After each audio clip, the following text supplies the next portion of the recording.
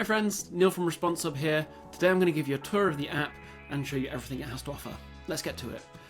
So there's three main parts of the app: the sources, the knowledge base, and the questionnaires. So let's take a look at those.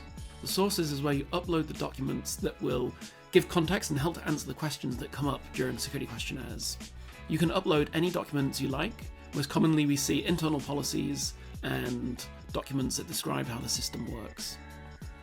Once they're uploaded, we ingest them, understand the structure, and they're used then by the AI to answer the questions. Let's take a look at the knowledge base. So the knowledge base is where you manage your gold standard answers to questions that typically come up.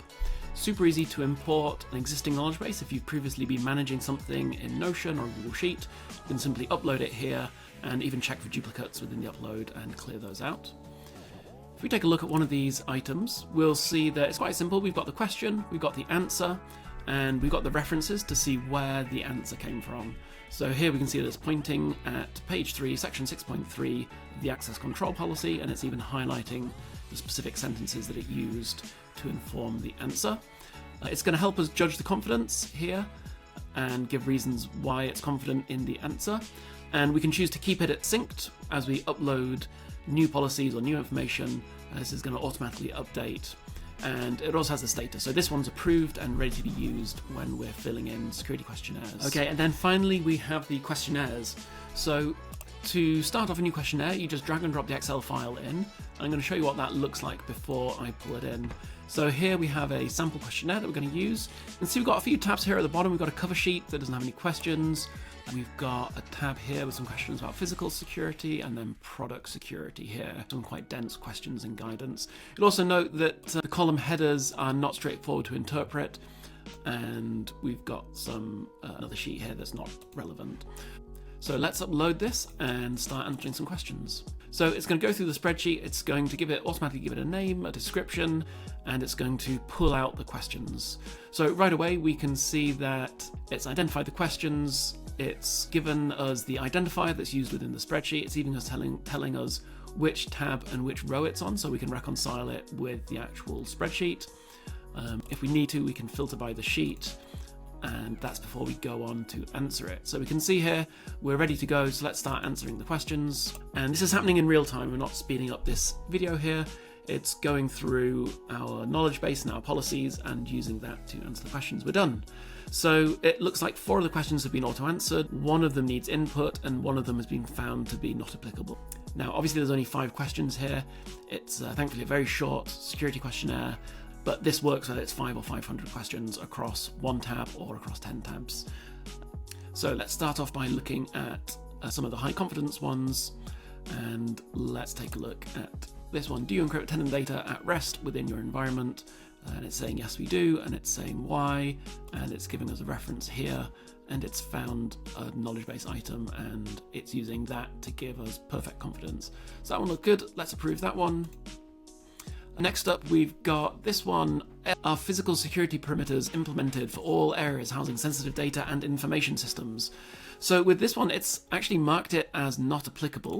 And we can see why, because we operate a fully remote environment with no physical work facilities, and it knows that because I filled in an organization profile, and so it knows that we're a remote organization, and it's flagging this one as not applicable, and it's giving the reasons why. And I think it might also it's found a knowledge base item, but it's recognizing that it's related, but it's not highly relevant to the question. So that looks good. Let's approve that one. This one, it's not found any information for. Upon termination of contract, business relationships, are they informed?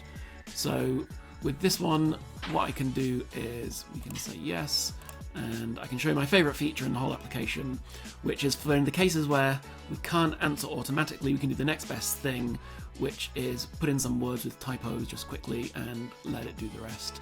So yes, managed by assistant and Google Sheet list of vendors, and we just click the sparkle button, and that's going to process that and reword it in a way that is more fitting with a security questionnaire. So that looks good. We will save and approve in one go, and now that one's done. And also I can navigate between these questions with the keyboard. It's hard enough doing security questionnaires, so we want to make it as efficient as possible.